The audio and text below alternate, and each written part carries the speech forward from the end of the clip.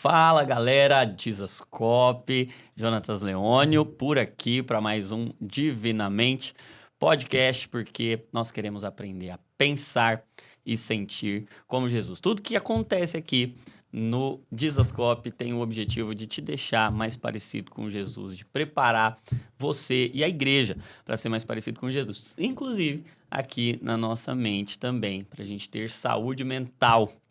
Pensar como Cristo pensa e sentir como Cristo sente. Então, já vou pedir para você, para curtir esse vídeo, porque você sabe que vai ser edificante. Você conhece o Dizascope, você sabe que vai abençoar. E hoje nós vamos falar sobre um assunto muito importante, que todo mundo vai encarar em algum momento. Nós vamos falar sobre medo e coragem. Quem roubou a nossa coragem? Como é que a gente lida com o medo nessa dimensão da fé e da biologia do nosso corpo? O que acontece no nosso cérebro quando a gente tem medo e o que está acontecendo com a nossa fé quando a gente tem medo? Eu tenho um convidado muito especial, então fica aí que vai ser muito legal.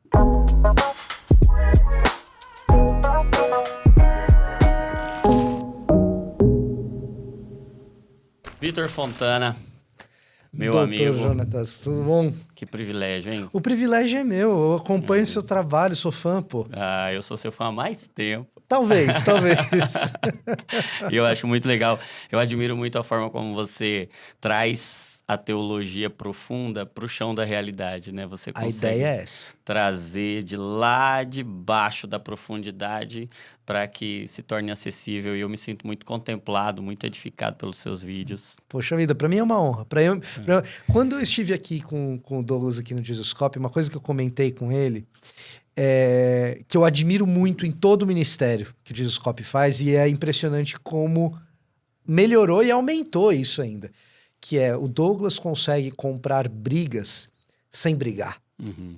Então, ele resolveu comprar a pauta da unidade da igreja, que é uma coisa difícil, não é fácil, e ele consegue fazer isso de maneira graciosa e tal. E agora a questão da saúde mental, mesma coisa. Para algumas pessoas, essa questão da saúde mental dentro de um ambiente religioso, de igreja, e alguns evangélicos, é uma pauta complicada, que tem tensões, que existem conflitos. E a maneira como vocês estão fazendo, eu sou fã.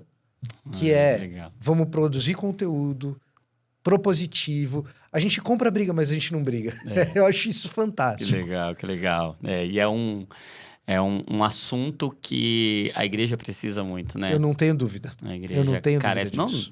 Eu vejo a igreja como a resposta e a revelação de Deus para as dores do mundo, né? A salvação, o Salvador se manifestando para responder às nossas dores, né? Então, a igreja tem e deve ser a resposta para isso, né? É isso. E que legal, meu amigo, você nos edifica muito e eu tenho certeza que hoje a gente vai aprender muito, vai poder crescer muito para falar sobre medo, que é um assunto que nos coloca em diversos dilemas, né? Porque a gente pode estar falando de uma emoção natural, de um sentimento mais enraizado, a gente pode estar falando de pecado, Sim. de incredulidade, e a gente pode estar falando de um espírito de medo que pode Até um governar. terror, até um terror do mundo espiritual aí.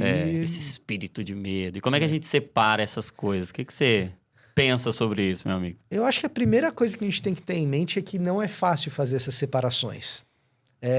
A gente pode classificá-las, mas existem zonas cinzentas entre elas muitas vezes.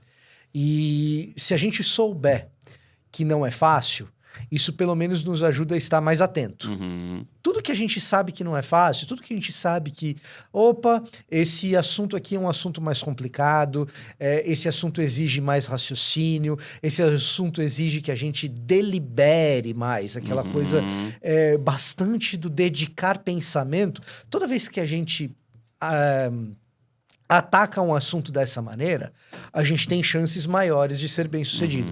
Eu costumo dizer que existem pelo menos 2 tipos de arrogância e a gente só presta atenção no primeiro. Arrogância, você pode estar falando, o que isso tem a ver com medo? Calma que eu vou chegar lá. Arrogância pode ser, e é o que a gente geralmente pensa, pessoa que acha que é melhor do que todas as outras. Eu aqui, eu sou o melhor. Esse cara se acha, esse cara é arrogante. Isso é um tipo de arrogância. Agora, tem um outro tipo de arrogância que eu acho que é uma das que mais atrapalha nesse assunto do medo e em outras, que é quando você não é arrogante em relação a outras pessoas, você é arrogante em relação a um assunto. Ah, esse assunto é fácil, isso aqui eu não preciso deliberar muito, não preciso pensar muito. E aí, quando você menos espera, esse assunto te domina. Então, você olha o assunto e fala, isso aqui é bobeira, isso aqui é simples. É uma postura arrogante diante daquilo. Às vezes você é muito gente boa, você nem se pensa melhor do que ninguém, não. Mas diante daquele assunto ali, você fala, isso aqui é bobeira. E muitas vezes não é. E é aí que a gente enfia o pé pelas mãos. E aí, quando a gente tem a questão do medo, como outras questões que envolvem o emocional, o espiritual e o cognitivo ali tudo junto, e a Bíblia hebraica trata o ser humano desse jeito, integral, Sim. né? Então, quando a gente fala aí do jeito hebraico da Bíblia pensar, né? É desse jeito, é integral. Tudo aquilo que envolve essas conexões que existem são complicados, são coisas complicadas. Por exemplo, quando se fala desse medo natural, esse medo natural ele pode inspirar reações em cadeia. Tem aquela célebre ilustração do ratinho que tiraram dele o medo e ele vai direto na boca da serpente. Exato. O outro que ainda tem medo foge, quer dizer, esse senso de autopreservação. A gente vê isso em Provérbios, com outro nome, mas está lá, Sim. que é prudência. Prudência.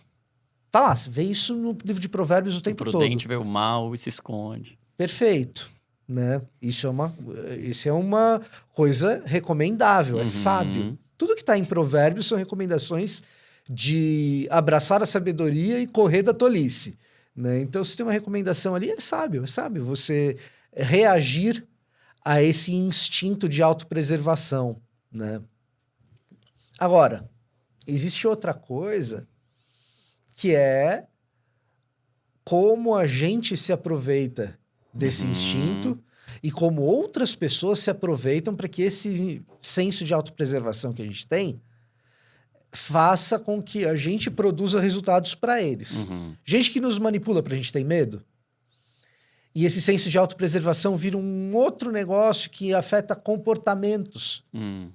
Por exemplo, a gente não tem no senso nosso de missão uma certa intrepidez, uma certa ousadia. Quando a gente fala de missão no Novo Testamento, isso não envolve, de uma certa forma, lidar com o medo de uma maneira diferente daquela de se entregar a esse senso de autopreservação? Sim. Não tem até mesmo uma renúncia indo na direção do perigo? Tem. É uma atitude diante do medo e não a ausência dele. É uma atitude diante desse senso de autopreservação. E, às vezes, em nome de um discurso de autopreservação, a gente joga fora a intrepidez, a ousadia, a missão. E, às vezes, as pessoas fazem com que a gente jogue isso fora. No âmbito da política, da propaganda, quando eu falo de política e propaganda, as duas coisas andam muito juntas, né? O expediente do medo para produzir na gente um senso de autopreservação em nome de um ideal de alguém, isso é o tempo todo. Goebbels era um mestre nisso. E aí tem um outro problema, que, primeiro, a autopreservação às vezes nos tira da missão. Ou pior, a autopreservação nos coloca numa rota de odiar as pessoas que a gente deveria amar e pregar para elas. Então, vamos lá. Se eu tenho medo da ameaça que um determinado grupo de pessoas pode existir, né? Então, se eu tenho medo dessa ameaça que um determinado grupo de pessoas representa, esse é o verbo correto.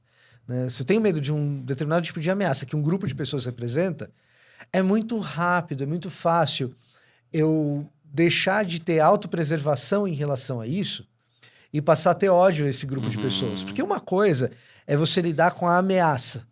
Outra coisa é você lidar com um grupo de pessoas. E é muito rápido essa transição do medo pro ódio, para o distanciamento. Sim. Opa, aquele grupo é perigoso. Não vou me aproximar. Ele me ameaça, ele me coloca nessa situação de vulnerabilidade, então me bloqueio. defendo dele. Vou dar um exemplo para isso ficar mais claro. Tem uma igreja hipotética no centro de São Paulo. Tá lá, ela faz o trabalho dela, etc. E aí, por alguma dessas ações recentes do governo do estado, da polícia ou da prefeitura, sei lá, a Cracolândia tá mudando de lugar e acaba indo para a porta dessa igreja. Cara, a ameaça é real. Ninguém tá dizendo Sim. que a ameaça da Cracolândia não é real. Então, o medo natural de autopreservação, ela tá ali, não é um medo falso. Agora, muito rapidamente, esse senso de autopreservação, ele pode se transformar num ódio por aquelas pessoas que estão ali na Cracolândia, que são alvos da nossa missão, da nossa evangelização, das nossas ações de misericórdia. Então, o medo ele pode sim se transformar em algo extremamente danoso para a vida da igreja, para a missão da igreja. E por último, eu diria, sim, existem forças espirituais que desejam nos ver amedrontados. E aí é uma outra coisa ainda. Exemplo básico, assim, daqueles de adolescente. Quantas vezes você já não ouviu uma pessoa dizendo assim, se eu tiver uma experiência com alguém endemoniado, eu acho que eu corro. Não, meu irmão, você tem Jesus e Espírito Santo, cara. O Espírito que você tem é infinitamente maior. Você tá quebrando a hierarquia da parada. Meu caro, você tá vendo, se acontecer, é muito triste, não deseje ver isso, não é uma coisa que a gente deveria desejar. Mas são coisas que acontecem, Sim, que estão ali na realidade. Né? É uma situação triste, não é agradável. Não é bom, especialmente se você é um missionário que ama aquela pessoa. Mas se você é um missionário que ama aquela pessoa e você passa por esse tipo de circunstância, a última coisa que você deve fazer é ceder ao medo. Porque é assustador. Tudo que envolve o mundo espiritual envolve um certo sentido de terror. Inclusive as manifestações divinas. Não são só as demoníacas. Por que o anjo vem e diz não temas? Porque ele é assustador, cara. Porque você vê um ser angelical, é um treco assim, fora da nossa realidade. Todo mundo que via caía, prostrado. É totalmente fora da nossa realidade. Então, as coisas que envolvem o mundo espiritual, ainda que para umas pessoas mais incomuns, para outras pessoas isso é algo mais frequente, não vou entrar nesse mérito, mas do ponto de vista bíblico, eu nem estou falando aqui da experiência prática, do ponto de vista bíblico, quando existem esses encontros, eles envolvem um certo senso de terror. Agora, como que a gente lida com esse senso de terror? Até os apóstolos erram de vez em quando. João, no livro de Apocalipse, queria adorar o anjo. Não. Para. Adoração é pro Cordeiro, não é? Então, assim, e eu acho que isso também é importante. Existe uma diferença entre medo e terror. Existem coisas que são aterrorizantes. Boa. Existem coisas que são aterrorizantes. E para elas, a gente pode até se preparar um pouco antes. Mas nem sempre o preparo é suficiente. Nem sempre o preparo é suficiente. Aí já, eu acho que diante dessas, a gente tem que ter muita segurança no Espírito Santo de Deus, de que a gente é amado, de que a gente é querido e que Deus não coloca diante de nós nada que a gente não seja... Nada que Ele não nos dê capacidade para lidar. Sim. Né? Você falou de uma dimensão emocional de autopreservação. O medo pode ser uma emoção. O medo pode ser um pecado, dependendo do que você vai fazer. Ele pode, talvez, não ser um pecado, mas te induzir a pecar. Ele, O que você faz com ele? Ele com certeza pode te induzir a uma reação em cadeia de pecados e até abominações, assim. Uhum. Aqueles pecados que a gente olha para o texto bíblico e a gente vê que Deus fica enfurecido com eles. Deus se enfurece com todo pecado, né? Mas existem aqueles que Deus fala, olha, esse aqui é a abominação. Um medo mal reagido, ele pode ir nessa direção. Vou dar um exemplo disso, tá? Medo mal gerido pode gerar genocídio. Boa. E tem isso no texto bíblico. Quando você abre o livro de Êxodo, lá no capítulo 1, tem aquela história do pessoal israelita que estava morando no Egito porque fugiu para lá por causa da fome no final de Gênesis. José interpreta o sonho do faraó, aí vem a família de José, tem a reconciliação, que ele tinha sido vendido, e aí o faraó, muito grato a José, fala assim, olha, sua família que veio ali da região de Canaã, pode ficar por aqui mesmo, a gente tem terras férteis e tal, fiquem por aqui. Então a família de Jacó, pai de José e os irmãos dele, ficam ali no Egito. Isso é o finalzinho de Gênesis. Começa Êxodo, sobe ao trono um faraó que não conhecia José. Quantos anos depois? A gente não sabe. Aliás, tem uma discussão enorme qual faraó é esse, do ponto de vista acadêmico aí, o pessoal que estuda Antigo Testamento briga por causa disso. O fato é que algumas gerações se passam e sobe um novo rei que não conhecia a história de José. Não conhecendo a história de José, ele olha para aqueles hebreus, para aqueles israelitas no Egito, eles falam, esses estrangeiros aí, eles estão crescendo em número. E olha como a propaganda para que o medo seja instigado acontece. Ele chega e fala assim, olha, eles estão crescendo muito e pode ser que, se tornando muito numerosos, eles se aliem aos nossos inimigos e queiram fugir. Quer dizer, a partir do pode ser, é tudo fantasia. É plausível? Olha, pode ser que seja plausível. Então, quando eu digo plausível, é assim, é algo que está dentro da esfera das possibilidades futuras? Pode ser que aconteça? Pode, é plausível. Vai acontecer? Está na iminência de... já existe algum tipo de diálogo entre Israel e... Nada. É só... a imaginação. A imaginação e alimentar o povo com essa imaginação que instiga medo. Quando o povo fica amedrontado, é muito mais fácil você conduzir esse povo a fazer coisas absurdas.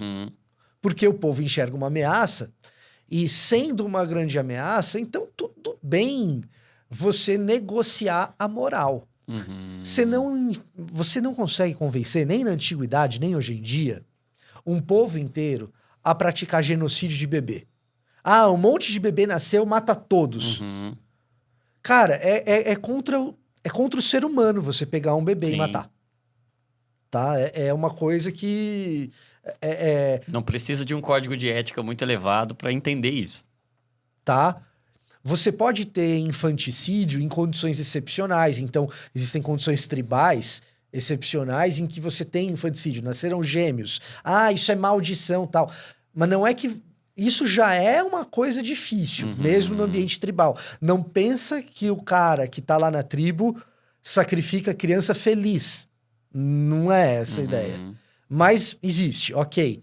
Agora, você pegar um monte de crianças, todos os meninos que vão nascendo e matar todos, recém-nascido, isso aí, eu fico imaginando, isso a Bíblia não conta, mas eu fico imaginando o nível de trauma do cara que teve que fazer, das pessoas que tiveram que perpetuar isso. Né? Se um soldado que vai pro Iraque já volta com um estresse pós-traumático, você imagina... Meu Deus. Tá? E aí, o que o faraó consegue? O faraó consegue fazer o povo comprar um negócio desse. Por causa do medo. Os egípcios ficam com medo de uma eventual rebelião futura. Beleza, vamos matar todos os meninos israelitas. Sim. Cara, é surreal. Sim. Tem um livro da Hannah Arendt, a filósofa judia do século XX, que chama Tribunal de Eichmann, que ela discute como que pessoas comuns cederam aos horrores do Holocausto. Então, alemães que...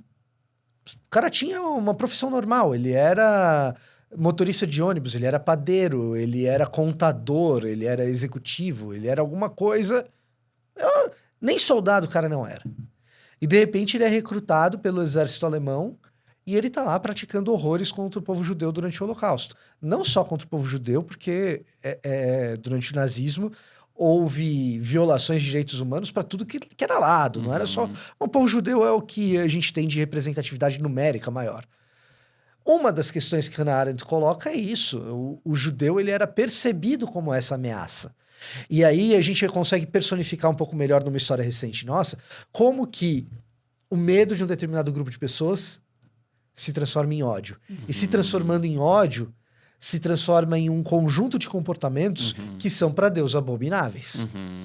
Abominação, tortura, massacre. O que o exército nazista fez com a Holanda é surreal. Que era uma coisa que na antiguidade acontecia com uma certa frequência também. Quando você lê na sua Bíblia que tinha um cerco a uma determinada cidade, você pode imaginar algo parecido. A Alemanha, ela cerca a Holanda e ela... Como a Holanda tem aquela saída para o mar, não é uma extensão territorial muito grande, Países Baixos tem aquela saída para o Mar do Norte ali, os alemães eles conseguiram fazer um cerco em volta da Holanda, passando ali pela Bélgica, passando pela França, cercaram a Holanda inteira e em vez de combater, eles simplesmente impediram a entrada de comida. Então, os holandeses foram mortos de fome. A ponto de ter relatos de gente comendo grama. Né? Como que você envolve pessoas comuns num projeto desse? Uma das ferramentas, não é a única, mas uma das ferramentas implanta medo nessas pessoas, medo de uma ameaça. Tem uma frase de Hitler no livro Minha Luta, Mein Kampf, que é a autobiografia política do Hitler, que ele escreveu. A frase do Hitler que é emblemática nesse sentido. Se os judeus não existissem, nós precisaríamos tê-los inventado. Você precisa desse inimigo que represente uma ameaça para poder conduzir o povo a fazer o que, entre aspas, precisa ser feito. O medo torna plausível o maior dos absurdos. Exatamente. Começa em pequenos, chega no maior. Entendi. E aí, pra gente entender, então... temos um medo. Vamos imaginar aí uma situação comum. O nosso irmão que tá ouvindo aí agora e que tá com medo de não conseguir pagar o boleto que ele tem para vencer amanhã. A irmã que tá com medo de repente, não encontrar o amor da vida dela ali e ficar sozinha. Ou o nosso irmão que tá ali ouvindo e tá com medo porque ele recebeu um comunicado lá do chefe de que amanhã tem uma reunião e pode ser que ele seja demitido. Enfim, essas situações do cotidiano que geram medo em nós. Você diz que o medo mal reagido, uma reação errada ao medo. Então, talvez o sentir medo por si só seja algo inevitável. Eu acho que com certeza é. E é bom que tenhamos, por exemplo, assim, para voltar para as boas reações como aquelas do livro de Provérbios, que a prudência é isso, né? É uma boa reação a esse medo inevitável. Situação prática. E situação prática real minha, né? Voei, fiz um voo longo, cheguei, tô sentindo dor na panturrilha. Pra quem não sabe, existe um negócio que é a síndrome da classe econômica. Ficou muito tempo sentado, sentiu dor especificamente na panturrilha, pode ser um sinal de trombose venosa profunda. Que, cara, pode dar muito ruim. Pode dar muito ruim. Pode complicar com embolia pulmonar. Isso, o coágulo que tá lá na panturrilha, ele tá na veia, o caminho da veia é até o pulmão, né? Então, saiu o coágulo ali da veia, vai até o pulmão, pode dar uma embolia pulmonar. Até AVC também pode dar se for pro cérebro. Pô, pode dar muito ruim, certo? que o medo faz? O medo fala o seguinte, daqui para o pronto atendimento. Uhum. Isso é prudência, Exato. certo? E inspira um certo medo. E se numa situação dessa você ficar ansioso, você ficar nervoso, poxa, como é que vai ser? Tudo bem. Uhum. E Cara, se você não sentir nada, não é sentir problemático. medo é problemático, né? É problemático. Porque eu vejo muitos de nós, irmãos, de alguma forma louvando o não sentir medo, o ser de alguma forma inabalável, não se abalar com nada, não sentir medo. E isso talvez para mim seja um sintoma mais preocupante do que eu sentir Mas medo é em muito situações, porque Eu- revela não, uma apatia, talvez até uma das psicopatia. duas uma, né? Das duas uma. Ou tem uma questão psiquiátrica a ser bem observada aí, Uhum. apatia, psicopatia. Aí é no consultório que se vê o que está acontecendo ali com aquela pessoa. Ou tem uma condição psiquiátrica aí, ou tem alguém mentindo. É. Às vezes para si mesmo. Sim. É. Às vezes para si mesmo. Né? Então, você vê, você sai de um comportamento pecaminoso, cai em outro, dependendo de como que Exatamente. você... Ou um autoabandono. Exato. Eu não me importo Pode ser. comigo, uma negligência.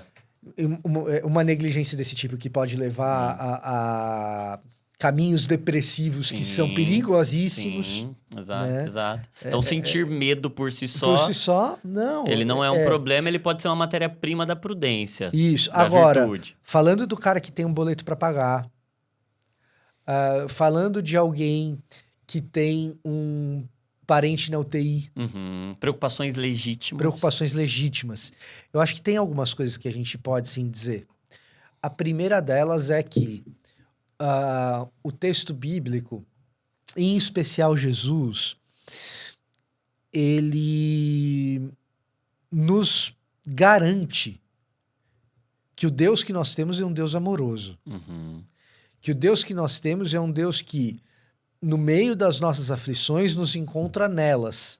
No meio das nossas dores, conheceu também o que era dor. Uhum. Não é, claro, uma promessa de ausência de dor ou de desafios, mas de um Deus que é solidário à dor que nós Sim. temos. Na cruz a gente encontra isso. Esse Deus solidário à dor que nós sentimos é o mesmo que diz, quem cuida de você sou eu. E aí nós temos o clássico Sermão do Monte, o clássico episódio dentro do Sermão do Monte, dos lírios do campo. Vejam os lírios do campo, como eles são vestidos. Nem Salomão em toda a sua glória se vestiu como eles. Então, busquem primeiro o seu reino, a sua justiça, e essas demais coisas te serão acrescentadas. Claro que você repetir isso para si apenas como um mantra não vai te tirar da situação ruim. Mas, até mesmo, veja só, essa não é a única prática, mas até mesmo repetir isso para si mesmo vai te ajudar Uhum. a perceber... Sim. É uma técnica né? eficaz. Vai te ajudar a perceber quem é você nessa história, qual é o seu papel nessa história, qual que é o papel de Deus nessa história. Então, essa é uma atitude propositiva em relação a esses medos do nosso dia a dia, que são medos justificáveis, plausíveis, que fazem sentido. Essa é algo propositivo. Agora, existem coisas que nós precisamos negar. Existem coisas que a gente precisa rejeitar quando essas preocupações chegam, tá? Eu diria que a primeiríssima delas é a vontade de direcionar os impulsos mais destrutivos que o medo provoca a terceiros, a pessoas. Tenho boleto para pagar, não vou conseguir pagar. A culpa é de quem? Você percebe como tem um salto aqui? Sim. Esse salto de a culpa é de quem é o tipo de salto que te leva ao ódio. Sim. Então nós estamos falando de uma reação diante do medo. Exato. O medo é inevitável em Aí muitos você tem contextos. O que eu faço com ele? Aí você tem uma primeira reação propositiva. Lembrar de quem é o Senhor de todas as Exato. coisas. Lembrar de quem está no controle. Eu gosto muito. Isso é uma coisa que talvez você seja muito melhor para dizer por que que isso acontece com as pessoas no ponto de vista do cérebro, mas assim, eu gosto muito de usar canção Uhum. para esses momentos. Ela parece ter um poder especial. A musicoterapia é É. fantástica para isso, né? Eu acho que instintivamente... Desde Davi com Saul lá, nesses Isso. momentos de tormento, e os salmos, eles trazem esse... Eu acho que intuitivamente a gente faz, até o ímpio, assim, até a pessoa que não... para o louvor, né? Exato. Isso nos lembra quem a gente é. Eu acho que até o não cristão, ele tem alguma coisa de tipo, quem Sim, canta com a os música, males espanta, sabe? E sabe, eu tava lembrando, desculpa te Fala. cortar, mas, por exemplo, eu tenho um bebê de 2 meses e meio agora, né? E aí, quando ele tá muito agitado, coloco o som do útero. Tem agora... Cara, e é a impressão, assim, que ele lembra de um som que ele conhece. Eu acho que a música tem um efeito parecido com esse, né? Nos lembra de alguma coisa que a gente foi feito para viver na eternidade. Né? Eu acho que tem uma coisa assim. Eu acho que tem uma coisa assim. E aí o que acontece? As canções, elas servem muito bem esse propósito. E nesse sentido, nós temos um histórico rico no ambiente evangélico. Tem coisas que a gente canta pouco, deveria cantar mais. Uhum. Lamentos, por exemplo. Sim. A gente tem pouca música de lamentação. A gente acha que é pecado lamentar, né? Tem gente que acha que é pecado. Mas tá até na Bíblia lamentação. Tem, então, pois é, tem um livro só disso. Né? E se você for pegar o Saltério, metadinha, mais ou menos, dos salmos são salmos de lamento. Mais ou menos aí. Mas, falando da questão do medo e da nossa reação propositiva a ele, a gente pode pensar que assim, a gente tem um refrão. Deus cuida dos lírios do campo, das aves do céu, que dirá de nós? Uhum. A gente tem um refrão aqui. E a gente tem muitas músicas que evocam, que ecoam esse refrão aqui. A gente, o cenário evangélico é farto dessas canções. Então, essa é uma dicasinha prática de algo que pode te acompanhar. Sim. Minha mãe, quando teve câncer, diz ela, e eu não tenho motivos para crer o contrário, que era sobrenatural a maneira como Deus a acordava durante a noite, com hinos de louvor que ela ouvia de modo audível. Não tinha ninguém cantando, ela estava sozinha no quarto com meu pai. Mas ela escutava aquilo. E aquilo, diante da possibilidade da morte, trazia para ela refrigério, trazia para ela paz, músicas específicas que se tornaram músicas da vida dela, né? Eu tenho as minhas também. Então, do ponto de vista propositivo, a gente tem essas coisas que nos levam a lidar com os medos de uma maneira que seja espiritualmente mais saudável, que nos levem a um crescimento em comunhão com Deus. Pensa, eu não passei por essa experiência da minha mãe, mas é uma experiência tocante de quem ouve ela dizendo. Ser acordado pelo próprio Deus com hinos e cânticos espirituais. Cara, isso te leva a uma comunhão diferente. Uma profundidade de relacionamento com Deus de uma outra esfera, de um outro tipo. Né? Então, essa maneira propositiva de lidar com medo não é meramente para deixar de pecar. Não. É um convite. É um convite, é uma maneira de você crescer espiritualmente. Pode se tornar uma dádiva, graça de Deus no meio da dor. Vou até lembrar um outro episódio. A gente fala... Você chegou a comentar aqui por cima um pouco da questão da incredulidade. A gente fala da incredulidade dentro desse ambiente do medo e não sem razão. A gente não pode esquecer que Mateus 28... Quando a gente vê lá a grande comissão, geralmente a gente decora o 19 e o 20.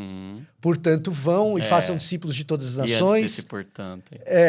Então, o que vem antes desse portanto? É exatamente isso. Porque o portanto é justamente a resposta, a conclusão de algo que ele disse antes. Aí ele disse, toda autoridade me foi dada no céu e na terra. Beleza, você pode parar por aí. Mas o mais legal é você ir lá no versículo 16 e ver o episódio. O episódio é extraordinário. Então, eles foram para o monte que Jesus havia orientado, se encontrar com ele. Quando Jesus chegou, e eles viram Jesus, Eles o adoraram. Alguns, porém, duvidaram. Ele se aproximou deles e disse: toda autoridade me foi dada no céu e na terra, portanto vão, façam discípulos de todas as nações, batizando-os em nome do Pai, do Filho e do Espírito Santo, e ensinando-os a obedecer tudo aquilo que eu vos ordenei. E eu habitarei com vocês por todo sempre. Esse é de 16 a 20, o trecho todo. Olha a preciosidade que tem no detalhe dessa história. A preciosidade que tem no detalhe dessa história é que Jesus ali, se você for olhar no texto certinho, ele fala que ele se encontrou com os 11 discípulos. Você fala, pô, não eram 12? Não, Judas, nessa altura do campeonato, já tinha ido. Ele se encontrando com Jesus ressurreto. Calcula na tua cabeça aí, ó. Eles já viram a crucificação. Eles já viram a ressurreição. Eles já encontraram com Jesus ressurreto. Eles combinaram um lugar para se encontrar com Jesus já depois dele ter ressuscitado. E ainda assim, alguns deles duvidaram. Os discípulos, hein? Se eles vão passar por isso, que dirá nós? Eles viram Jesus curar. Eles viram Jesus acalmar a tempestade. Eles viram Jesus andar sobre as águas. Eles viram Jesus curar a mulher encurvada no sábado. Eles viram Jesus ser crucificado e morrer, ressuscitar ao terceiro dia. Ainda assim, diante deles, diante de Jesus ressurreto, na frente deles, Vivinho da Silva, alguns duvidaram. Eu acho que, eu não sei quais ali, né? Mas Jesus, diante disso, ele podia dar outra bronca. Você vai lendo no Evangelho de Mateus, o tempo todo, homem de pequena fé, podia dar outra bronca. O que ele faz? Ele dá um presente, ele fala, tá aqui a missão para você.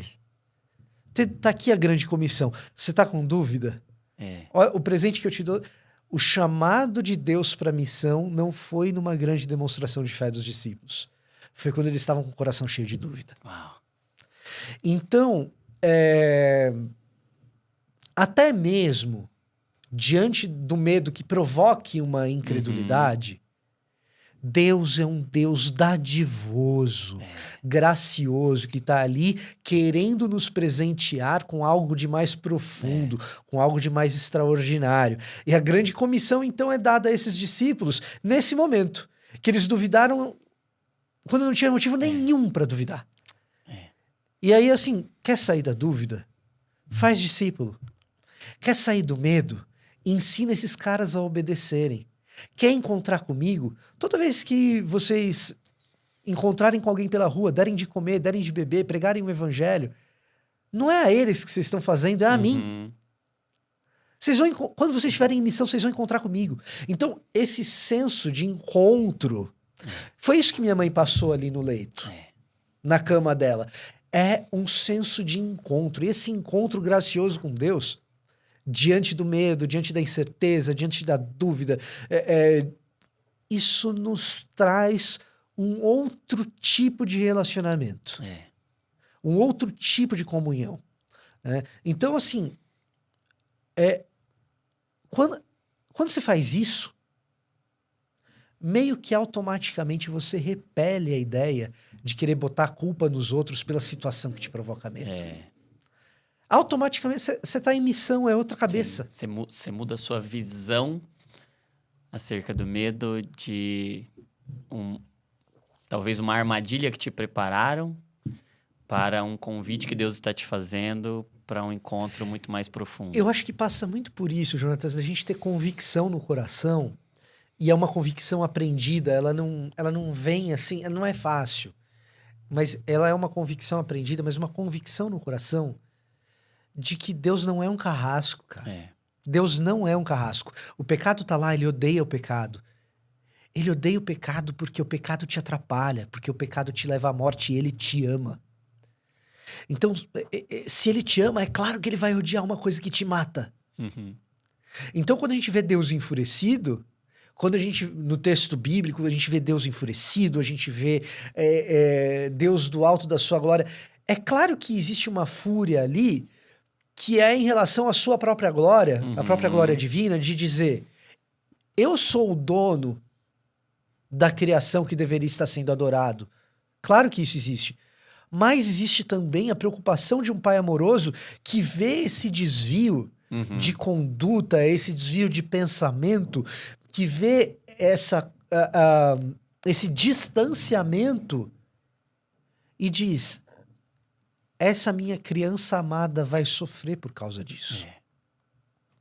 Quanto mais a gente crê que Deus nos ama e odeia o pecado por causa disso, mais a gente é capaz de perceber que Deus prepara presentes. Graça, a ideia de graça, de dom. Quando a gente vê graça escrito na Bíblia, quando a gente vê dom escrito na Bíblia, quando a gente vê dádiva, são presentes. Né? Caris, carisma no grego, são presentes que Deus nos dá. Nós temos um Deus dadivoso, mesmo no meio da nossa dúvida e disposto a usar a nossa própria dúvida como um momento para se apresentar de uma outra maneira. Sim. Né? De certa forma, o medo, e aí, se eu estiver falando uma grande besteira, você me corrija, mas o medo, de certa forma, ele pode ser um presente, porque ele pode ser um convite, ele pode... Vamos imaginar assim, eu estou embalado, eu sou um produto embalado, e eu fico embalado na defensiva pelo medo. E aí o medo, de alguma forma, quando ele me coloca nesse... E nós estamos num mundo inseguro, num mundo cheio de perigos. Quando eu me vejo vulnerável, com medo, eu posso estar diante de uma oportunidade de rasgar o meu coração, de abrir o meu coração para um encontro mais profundo com o Senhor. Sem ele, sem o medo, a gente não percebe a riqueza do chamado para o qual nós somos chamados. Porque sem ameaça não tem salvação. É isso. Pensa em Romanos 8, por exemplo, quando Paulo está falando com a igreja em Roma, e ali ele está falando da predestinação. Os presbiterianos adoram, eu sou presbiteriano, gente. Os presbiterianos adoram, fala predestinação, e os decretos eternos de Deus, a gente já começa a viajar, tal. Calvino, né? E quando bem explicado, é bonito mesmo. O calvinismo pode ser bonito. Calvino, quando escreve as Institutas, ele trata da doutrina da eleição a partir da sua beleza. Né? Mas isso é um assunto para um outro dia. O ponto é o seguinte, no meio dessa história da predestinação, de um Deus gracioso, de um Deus que nos escolhe, né? E aí... a maneira arminiana ou calvinista de elaborar essa escolha, a gente pode discutir, não é esse o ponto. Mas, no meio disso, Paulo diz que nós somos enviados como ovelhas ao matadouro todos os dias. Se a gente não tiver percepção de ameaça, a gente não consegue entender o que Paulo está dizendo. Tem que ter percepção de ameaça. Tem que ter. A gente não consegue perceber a riqueza daquilo que Paulo está trazendo. Da gente ser enviado dessa forma, da gente deliberadamente aceitar isso, e da gente desfrutar da confiança no meio do risco. A mesma coisa no hino cristológico de Filipenses 2. Olha aí a justificação teológica que eu vou dar para minha história da música lá. Quando a gente chega em Filipenses 2, tem um hino lá que Paulo está citando, né? Tenham em vocês o mesmo espírito, ou o mesmo pensamento que houve em Cristo Jesus. E aí, a partir de então, começa um verso, né? De que sendo Deus, não julgou ser igual a Deus, esvaziou-se de si mesmo, desceu como ser humano, foi obediente e obediente até a morte de cruz. Ora, Jesus teve percepção de ameaça. Se for possível, passa de mim esse cálice. Jesus teve percepção de ameaça. No episódio do faraó, quando está todo mundo com medo, se você é uma pessoa normal, você vai ter medo de quem? Você vai ter medo do faraó, ele que manda em tudo. Aí ele vira para duas parteiras hebreias, Sifra e Puá, e fala assim, vocês que são responsáveis aí por essas crianças que vão ser mortas, hein? E o que Sifra e Puá fazem? Enganam o faraó. Eu não consigo imaginar que elas não tivessem a percepção de quem é o faraó, do risco que elas corriam a fazer isso. Mas o texto diz lá que elas tiveram medo. Não do faraó, elas temeram a Deus. Tá lá no texto. Lá em Êxodo, elas falam, Sifra e Puá temeram a Deus e não o fizeram. Então a gente tem que ter medo de Deus? Cara, a gente tem que ter temor. A gente trabalha muito mal essa palavra no ambiente evangélico. Existe medo dentro do temor. Claro. Claro que tem. Existe amor, mas também existe Claro medo, que né? tem. Porque é sim um Deus que odeia o pecado. É sim um Deus que se enfurece. É sim um Deus que olha para a injustiça, e qual injustiça pode ser maior do que matar um bebê, Uhum. tá? Pode ter outra do mesmo nível, uma maior que essa é difícil de imaginar. É um Deus que olha para a injustiça e se enfurece. Elas tiveram temor do Senhor. E ali você tem uma expressão de fé, que é uma expressão de fé ímpar na história da humanidade, que é você não ter medo da ameaça presente e visível do faraó, Uhum. para temer a Deus invisível. É. E aí, por isso e por alguns outros motivos, o nome desse poderoso faraó a gente não sabe. Os estudiosos estão brigando até hoje para saber qual deles que era. Agora, meras parteiras hebreias, a gente fala o nome delas até hoje. Sifra e Poá, jamais esqueçam o nome dessas duas heroínas. Não eram gigantes infalíveis da fé, não é isso que eu tô dizendo, mas sem sombra de dúvida, duas heroínas que estão retratadas no texto como tal. Cujo grande fato heróico foi saber reagir ao medo. Mas não tenha dúvida. E aí a gente lembra, a gente tá falando da Antiguidade Oriental, a gente tá falando do Antigo Oriente Próximo. São duas mulheres. Uhum. Não se fala nome de mulher à toa naquele contexto cultural. Mulher geralmente não aparece, elas são apagadas da história. Não, vamos registrar o nome dessas duas. Essas duas têm que ter o nome registrado. Essa é a ideia. O heroísmo, de certa forma, ele é uma resposta correta ao medo. Quando fala lá em Hebreus heroísmo 11, sem medo é só irresponsabilidade. a galeria dos heróis da fé. A gente vai ver uma inundação de medo em histórias, em narrativas, mas medos reagidos a partir de uma consciência de quem Deus é. Meu avô era policial militar. E praça, nunca foi oficial. Então, oficiais da polícia militar, eles lidam com a dureza do dia a dia? Sim, mas o praça lida mais, com mais frequência. Né? E uma coisa que ele dizia... Meu avô partiu, eu era novo, eu ouvi poucas coisas dele, mas uma das coisas que para mim foi memorável é que uma vez eu mencionei, como criança, a ideia do policial como herói. E aí meu avô falou, não, filho, policial não pode ser tratado como herói, não pode pensar de si mesmo como se fosse herói. Policial que pensa que é herói vai fazer besteira, vai colocar a vida do cidadão em risco, vai colocar a vida dele em risco e vai colocar a minha vida em risco, porque eu trabalho junto com ele. A gente faz um trabalho técnico. Né? Ele não usou a palavra técnico, ele usou alguma outra palavra, mas era mais ou menos o que ele estava querendo dizer.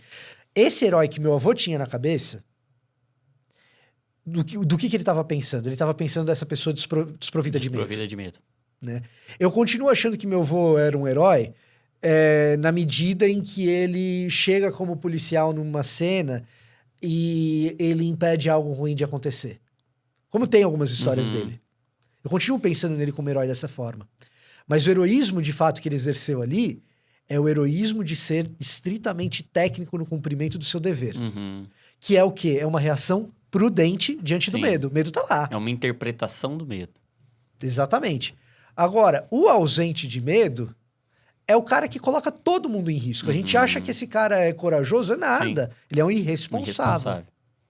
Ele é um irresponsável. O cara coloca todo mundo em risco. Esse é o... É displicente, é problemático, enfim. E essa humildade que você dizia lá no início, para olhar para um tema tão amplo, tão profundo, e fugir das respostas simplistas, fugir dos diagnósticos prontos. Porque a gente pode estar falando de um quadro clínico como um transtorno de ansiedade, um transtorno de pânico, enfim. Uma boa parte dos quadros clínicos tem essa característica, inclusive de você enxergar medos que não são correspondentes à realidade que se apresenta. Né? Exato. Quadros depressivos, enfim. Uma catastrofização de pensamentos. Você pode ter uma série de medos que estão envolvidos ou que estão misturados a quadros clínicos. A gente pode ter alguns traumas, algumas feridas que geram em nós uma resposta, de certa forma, até intuitiva, subconsciente, e que a gente passa a viver sem perceber em função de alguns medos, a gente pode estar diante de incredulidade, de pecado, de reações inadequadas, mas o fato é que o medo pode estar nos chamando para um lugar, ele pode funcionar como um mensageiro, um convite, um acesso a lugares profundos do nosso coração. E aí você estava dizendo que o medo mal reagido, ele pode ser matéria-prima para genocídios e para grandes tragédias, mas o medo bem reagido, ele pode ser matéria-prima para grandes encontros com o Senhor, para grandes testemunhos, para manifestações profundas da glória de Deus, como Jesus lá diante dos discípulos, dando a eles uma grande comissão. Ele leva para um lugar da espiritualidade cristã. Talvez a espiritualidade judaica possa ser comparado a isso, mas é muito difícil você imaginar essa realidade na maioria das religiões. Uhum. A equação correta do medo nessa história... Vou falar um pouco difícil aqui, mas eu vou tentar trazer aquela coisa difícil para a superfície, igual você falou que eu faço. Não sei se sempre eu sou competente nisso, tá? Mas a equação correta do medo na história faz com que a gente consiga entender um Deus que é, ao mesmo tempo, profundamente imanente e profundamente transcendente. Uhum. Vamos lá, vamos descomplicar esse negócio que eu acabei de complicar com 2 palavrinhas que a gente não usa no cotidiano. Religiões de um Deus transcendente ou transcendental colocam um Deus além. Transcendente é isso, gente. Está fora. Tá fora, né? É aquilo que está fora. Então, existem religiões que são extremamente transcendentais. O islamismo é uma delas. Deus é inacessível, ele está longe, está distante do ser humano. Ele está muito longe. Teve uma seita cristã herética, o gnosticismo, que era assim também. Deus está muito distante, ele está fora da criação. Ele não é alcançável. E não tem nada de Deus no aqui e no agora. Ou muito pouco. No máximo, você tem um profeta dele, como é o caso do islamismo, no caso de Maomé. Né? Religiões muito imanentes, então você tem o transcendente que está além, e você tem o imanente, que é aquilo que está no que é projetado. Como assim? Pensa num pintor que está pintando um quadro, quanto do pintor está naquele quadro? Aquilo é a imanência do quadro, tá? Quanto da criação tem Deus ali, certo? Religiões muito imanentes, Deus é uma energia, Deus está em tudo, Deus é tudo, tudo é Deus, certo?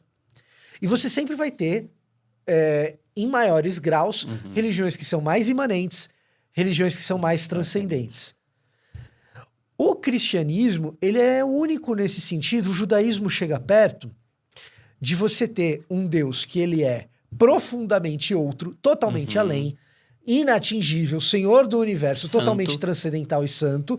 A palavra santidade remete, inclusive, a essa característica de Deus, exatamente, essa separação, essa consagração daquilo que está fora.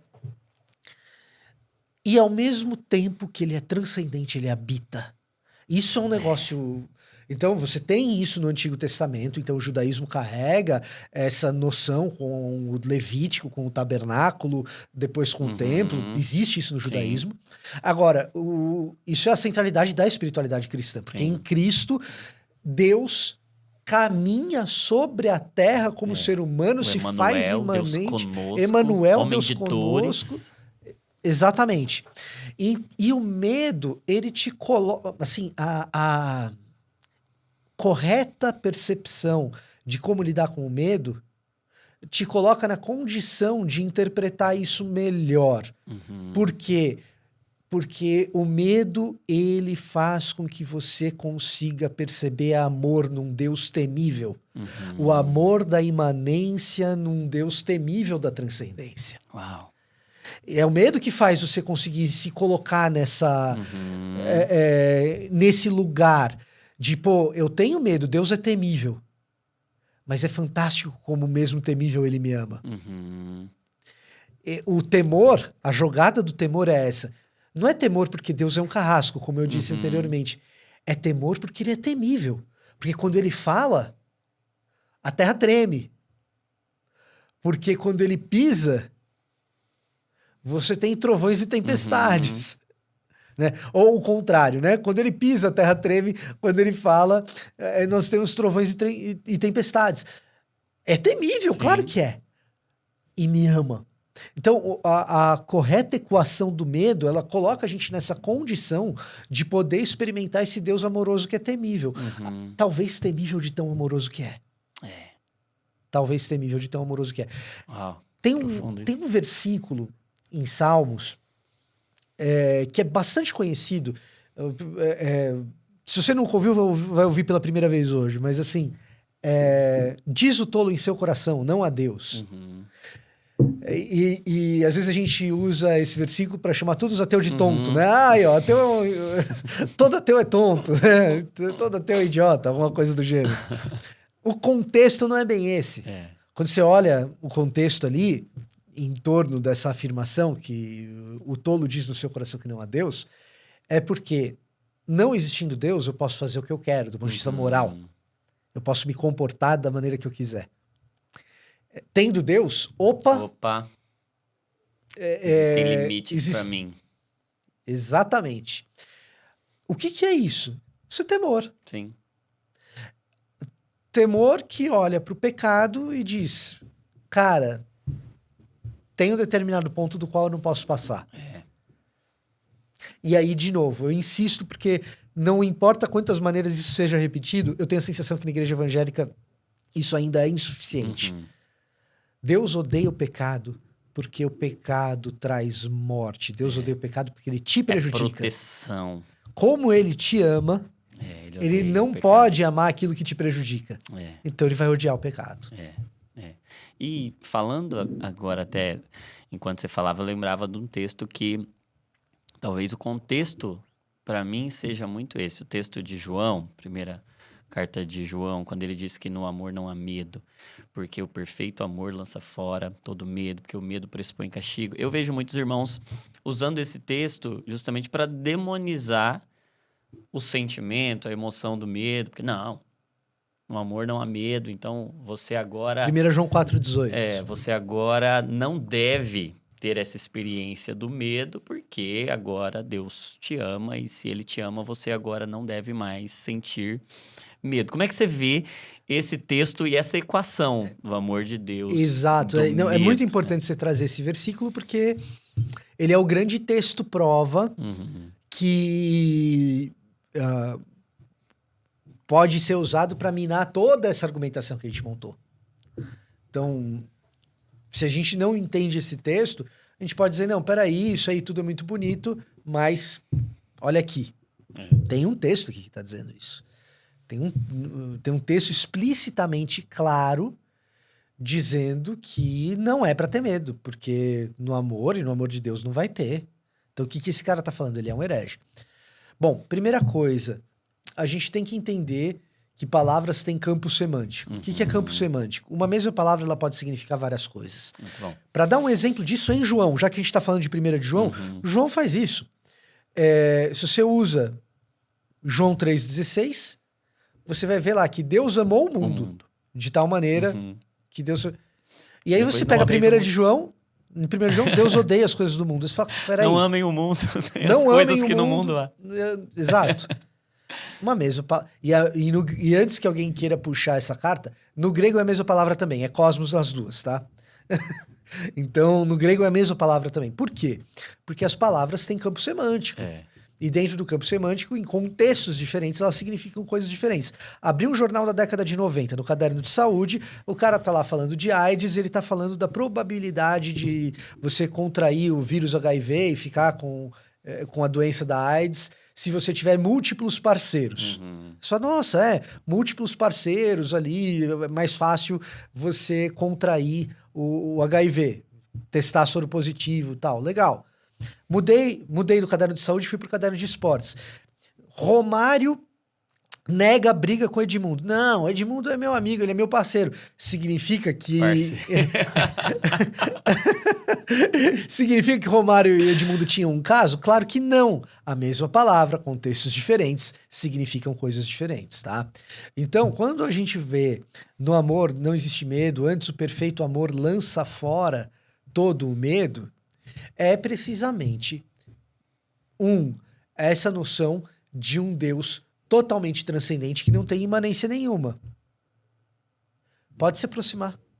Pode se aproximar. Deus é temível, mas eu garanti a tua aproximação. Ele acabou com o problema do castigo, né? Exato. Exato. O castigo que nos traz a paz, Estava sobre ele.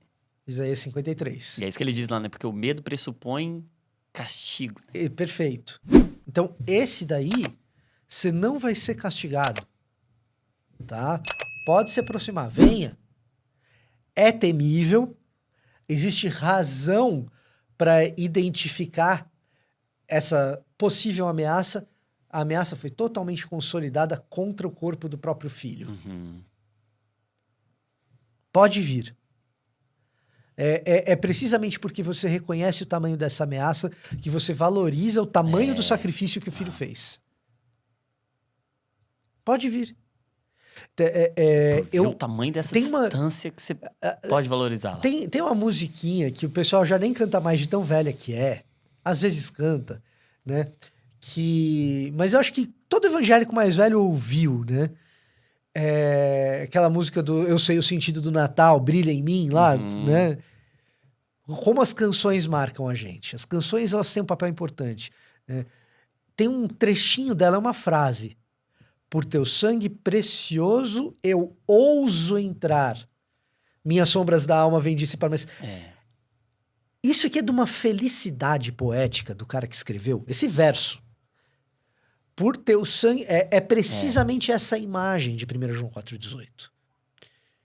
Se você não percebe que existe ameaça, você não reconhece ali a ousadia. Você não reconhece ali a ousadia. Por teu sangue precioso eu ouso entrar. E é isso que acontece. É essa presença magnífica de Deus, incomparável, que a gente não merece. Eu tenho razão para ter medo. Diante da qual eu seria consumido em condições normais. Existe razão, mas espera aí. Foi consumado. Esse esmagamento do corpo já foi realizado. Não foi contra o seu corpo. Não foi contra o meu corpo. O perfeito amor é o dele, né? Glória a Deus. Porque ele escolheu carregar sobre si. E isso não foi um ato de tortura do pai sobre o filho. Foi uma decisão conjunta da Trindade. Na qual o filho, de motivação própria, de moto próprio, resolveu fazer de cada um de nós irmãos adotivos. E o pai nos trouxe para essa relação de imanência, de podê-lo chamar, de poder chamá-lo de pai.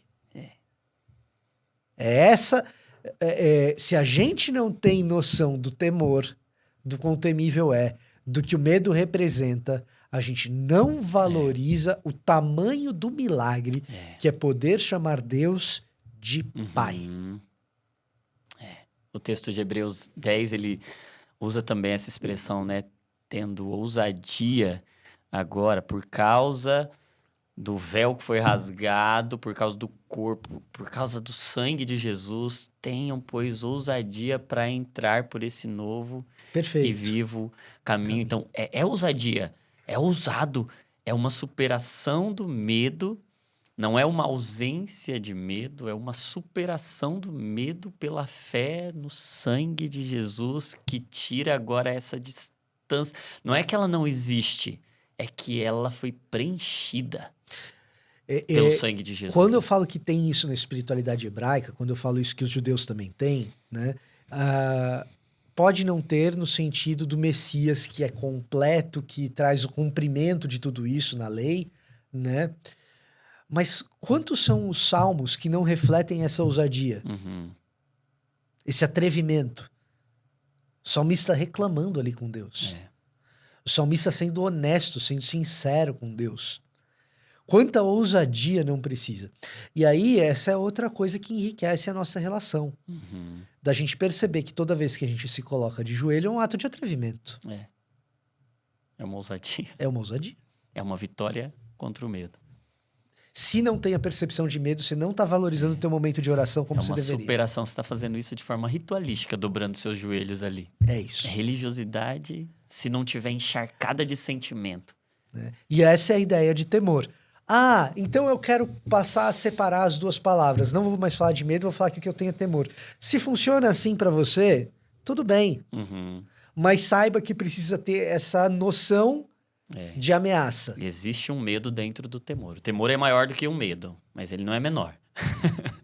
Existe uma percepção de perigo, de ameaça, de risco que foi agora resolvida pela cruz.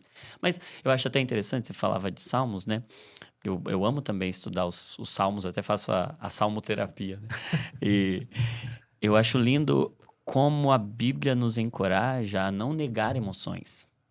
Perfeito. Porque existe talvez uma resposta errada, na minha opinião, com relação ao medo, que é negá-lo. E que vai adoecer muito. E muitas das nossas doenças são emoções que foram negadas, suprimidas, reprimidas, né? Inclusive, eu acho que existe uma percepção de um Deus que não se emociona. O que é terrível, você achar que toda vez que a Bíblia relata Deus lidando com emoções, aqui o autor está fazendo um jogo de palavras, ou ele está usando um determinado tipo de figura de linguagem que aproxima Deus do ser humano, porque a gente perde um pouco da noção. É claro que Deus, na sua forma trina, ele não vai expressar medo, ele não vai exprimir medo, porque não tem nada que ele possa temer. Uhum. Agora, Jesus, em seu ministério terreno... Sim. Né? E outra coisa, se a gente assume para outras emoções, não só para o medo, que Deus é um Deus que não se emociona, eu estou dizendo que existe uma experiência da realidade que o ser humano é capaz de ter e que Deus não tem. Então, automaticamente Seria um Deus incompleto. eu tô tendo um Deus que é menor que o ser humano em uma das suas experiências. Isso é problemático. E a única experiência humana que Deus não tem é o pecado. E ele deixa tão claro isso na sua ira contra o pecado, porque é o pecado que traz a morte, que não... E até a experiência do pecado em Cristo na cruz, ele leva sobre si. Uau. Né? Então, assim, é claro ele é tentado em tudo e ele depois leva o pecado sobre si na cruz. Então, Profundo. ele não tem a experiência de ativamente pecar. Sim, isso não. Mas ele tem a experiência de levar carregar o pecado do mundo inteiro nas suas costas. É isso. Uau. Então a gente pode olhar para talvez a resposta de Deus para o nosso medo, porque a gente está falando aqui desde que a gente começou muito sobre a nossa resposta diante do medo, que é uma emoção natural e que pode até nos proteger e pode nos gerar uma virtude que é a prudência, mas a gente também está falando de uma resposta de Deus para com o nosso medo. E Deus se aproxima de nós em meio ao nosso medo para se manifestar como Pai presente, e assim como Adão com medo se escondeu, o Pai, Deus vai lá e diz: onde é que você está? E desde lá até cá ele está usando talvez desse nosso ambiente de medo que esse mundo caído nos traz para nos trazer de volta para ele. Eu acho que sim. E eu acho que assim, a gente tratou muito de alguns malefícios do medo, como, por exemplo, direcioná-lo a outras pessoas, que eu acho que é talvez o mais grave dos malefícios. Essa projeção. Mas existem outras coisas que Deus está querendo nos livrar para que a gente tenha uma relação saudável com o medo. Quantas vezes a gente não adiou coisas por causa do medo? O medo pode governar a nossa vida. Pode. Pode se tornar Quantas vezes eu não evangelizei alguém? Um ídolo, um Deus. Você deve ter passado por essa experiência já também. Quantas vezes eu não evangelizei alguém que disse algo do tipo: cara, eu gosto dessa mensagem, mas ainda não é o meu momento? Do que essa pessoa tá com medo? Essa é uma experiência interessante pra gente imaginar. Outra coisa, o medo tira de nós a capacidade sublime da imaginação. Porque ele suga o nosso pensamento para imaginar o mal. Então, assim, o medo mal reagido, ele suga o nosso pensamento e aí ele se converte antes da patologia, né? Ele pode... Patologia é patologia, né? Tratamento de saúde e tal, né? Mas antes da patologia, existe a ansiedade que não é um TAG, que não é um transtorno de ansiedade generalizado. Só uma sensação de ansiedade. O que a gente deveria estar usando a nossa imaginação para coisas extraordinárias, a gente está usando para imaginar o mal. O mal que está no futuro. Né? Então ele suga a nossa capacidade de imaginação. Ele tira o nosso senso de urgência das coisas. A gente adia. A gente protela. Ele nos tira a capacidade de decisão, de tomada de decisão. Vai falar com ela, cara. Vai falar com ela. Pode ser que ela diga não. Pode ser que ela diga não. Mas vai falar com ela. Pode ser que ela diga não e você aprenda a fazer de uma maneira melhor. E quando for a sua mesmo, você vai estar mais hábil. Né? Mas vai falar com ela. Tem um dado interessante. Isso é minha esposa que sabe melhor porque ela trabalha nessa área. Né? Mas tem um dado interessante sobre candidatura à vaga de trabalho, que como os homens e as mulheres se veem capacitados de maneira diferente para as vagas e que muitas mulheres com mais capacitação do que homens candidatos não se candidatam porque ela olha para a descrição da vaga e ela fala eu não atendo todos esses requisitos. Se inscreve. Se inscreve para a vaga. O entrevistador vai te chamar, é ele que vai decidir se o teu currículo tá bom, se você se apresentou bem. Se inscreve pra vaga. Não se deixe dominar pelo medo. E olha como não é uma coisa simples. Aí primeiro a gente estava falando de como o medo ele toca em questões espirituais. Mas olha como o medo vai tocando em outras questões emocionais também, como ansiedade, como autoestima. Ele vai mexendo com essas outras coisas também. Então, parece para mim, olhando de fora como leigo na área da saúde mental, que o medo também tem essas teias de complexidade que mexem em outras coisas sem dúvida. Da saúde emocional. Sem dúvida. E esses dias eu até estava conversando com o Douglas, né? Ele estava me contando uma experiência que ele teve conversando com um psicólogo que disse algo interessante para ele. Lembra daquele livretinho, As 4 Leis Espirituais para Evangelismo, né? E em uma daquelas 4 leis lá, dizia que tinha uma cadeira, assim, um trono, né? E aí tinha o eu lá no trono do coração, né? E aí dizia que você tinha que tirar o eu do trono do coração e agora Jesus assumiu o trono do seu coração. E ele disse que, o psicólogo disse pra ele, falou, olha, sabe o que eu percebo? Que a maioria das pessoas hoje não é nem o eu que tá lá.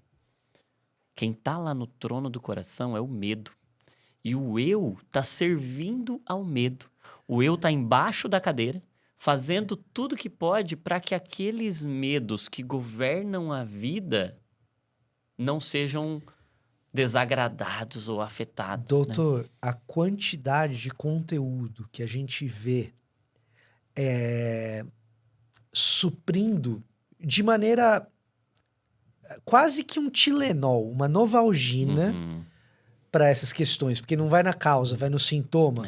Mas assim, o que a gente vê de conteúdo na internet a respeito disso, esses dias alguém me mandou, recebi no WhatsApp, um link para o Instagram, e aí dentro do Instagram era uma coisa assim: repita para não esquecer, eu sou amado. Repita para não esquecer, eu sou amado. Repita para não esquecer, eu sou amado. Né? E era um conteúdo cristão. Cara, se você precisa de algo assim, não estou aqui te recriminando, tá? Não é isso. Não entenda como tal. Mas saiba que isso é Tilenol, é Novalgina. Tá lidando com o sintoma. Precisa entender na tua espiritualidade o que tem feito com você para que você já não tenha uma convicção definitiva de que Deus te amou profundamente quando entregou o filho dele. Mas assim como ninguém mais amou. Eu costumo dizer, doutor, e é impressionante a aderência desse tipo de conteúdo. Ou seja, tem muita gente precisando. Sim. E se você tá precisando nesse momento, eu não tô te recriminando. Eu vou insistir nisso. Eu não tô te recriminando. Eu só tô te dizendo que dá pra buscar alguma coisa que tá aí por trás. É pra aprofundar um pouquinho mais. E que vai te tirar essa necessidade. Imagina você ter dor de cabeça todo dia, doutor. E todo dia ter que tomar um Eu Tilenol. quero te mostrar a causa mais profunda disso. Né? Então, existe algo ali que tá atrás que pode ser mudado. Eu costumo dizer o seguinte, para tentar fazer a pessoa enxergar um pouquinho mais. Tem pensamentos que eu tenho, que a minha mãe é do tipo que se eu desenhasse uma bolinha com um tracinho em cima, ela ia falar, que lindo seu unicórnio, filho. Sabe, mãe, assim? Sim. Né? Comecei a tocar piano, apertei 3 notas, ela fala, olha, meu filho pode ser o Beethoven. Minha mãe é dessas. E eu tenho pensamentos que eu sei que se minha mãe soubesse, ela ficaria profundamente decepcionada. Agora, pensa no amor de Deus que conhece todos os pensamentos que eu já tive, aqueles que eu tenho, aqueles que eu ainda terei, e ainda assim me amou a ponto de enviar o seu filho. Uau. Então, eu tenho esses pensamentos, você também tem, isso é normal, você tem esses pensamentos, você sabe que você não devia nem ter passado pela cabeça. Deus conhece todos eles que você já teve. Todas as atitudes erradas que você já teve e que você conseguiu não deixar ninguém saber, Deus sabe. A única pessoa que sabe é Ele. E o único que sabe deu o seu filho. Então você não precisa ficar repetindo o tempo todo que você é amado. Você é amado. E tenha convicção disso. E viva com isso de forma plena, perene, com essa convicção. E pode se libertar desse medo, dessa insegurança com relação à vida. Cara, e que mensagem você deixaria para alguém, agora uma palavra pastoral, talvez, para alguém que está hoje lidando com o medo e está assistindo a gente aqui e está falando, o medo é o sentimento do meu coração. O que você deixaria diante do que a gente conversou? Uma palavra pastoral com um pouquinho de sensibilidade psicológica, eu vou dizer o seguinte, a conversa que a gente teve hoje, ela é um papo majoritariamente cognitivo, que em alguns momentos a gente tocou alguns pontos sensíveis, se você assistiu até o final. Você ficou até o final, a gente tocou alguns pontos sensíveis. Então, você tem um pedaço da cabeça que está lidando aqui com as questões racionais, que foi o que a gente tratou aqui o tempo todo. Nossa, aprendi tanta coisa, tal. Racional, cognitivo. Tem outra coisa que às vezes a gente tocou num ponto sensível seu. Talvez sistema límbico, alguma coisa emocional. Pode ser. A Bíblia hebraica, ela lida com essas duas coisas, mas ela diz que a gente só aprende mesmo quando a gente vivencia. O exemplo que eu uso é o seguinte, você vai numa igreja bem treinada cognitivamente, racional, e você pergunta pra ela, pessoal, graça é um favor? E aí todo mundo responde, imerecido, tá muito bem treinado. É bem possível que essa mesma igreja, que sabe exatamente racionalmente o que é graça, seja uma igreja no cotidiano, uma igreja legalista. Uai, como que uma igreja que sabe o que é graça racionalmente, no cotidiano é legalista? Ora, porque aprendizado, de fato, envolve a cognição, envolve o racional, mas também envolve a vivência. Você quer saber o que é graça? Seja gracioso. Na Bíblia hebraica isso acontece o tempo todo. O Antigo Testamento funciona desse jeito. Quer conhecer algo? Faça aquilo. Da mesma maneira, se Deus lida com o medo, com um amor majestoso, incrível, fora da nossa compreensão, uma das coisas extraordinárias contra o medo, seja uma pessoa amorosa. Seja uma pessoa amorosa e descubra nas atitudes de amor em direção ao próximo a maravilha que é superar o medo. Isso não é discurso de sessão da tarde, nem de desenho animado, nem do seu desenho japonês favorito, do seu anime favorito, nem da sua música piegas de amor. Todos eles enxergaram um trequinho de verdade quando eles dizem que o poder do amor supera todas as coisas. E o amor supera o medo, talvez também a partir desse entendimento. Mas não tenha dúvida. O amor é a superação do medo, mas não a ausência dele. Pra quem é casado, tu não subiu no altar com um pouco de medo? Mas o que tava vencendo ali É o amor. a hora que você disse sim? Uau. É isso. Essa é a... Eu deixaria isso. Pratique o amor. E descubra como é bom vencer o medo. Uau. E você ama porque ele te amou primeiro. Pronto. Perfeito. Meu amigo, muito bom. Obrigado, viu? Sou eu quem agradece. Obrigado. Eu tô muito abençoado. Muito abençoado. E queria, como retribuição, te dar esse pequeno presente. Poxa o livro vida. Divinamente. Lerei com alegria. Vou ler com carinho E e com aí? alegria. Fala um pouco sobre essas duas dimensões, do pensamento e do sentimento a partir da mente de Cristo, propondo como modelo de saúde mental a mente de Cristo, porque a gente tem esse presente, essa dádiva de Deus, a gente precisa agora desfrutar dela, a gente precisa aprender como é que Cristo se relaciona com as demandas da nossa mente. Espero que te abençoe.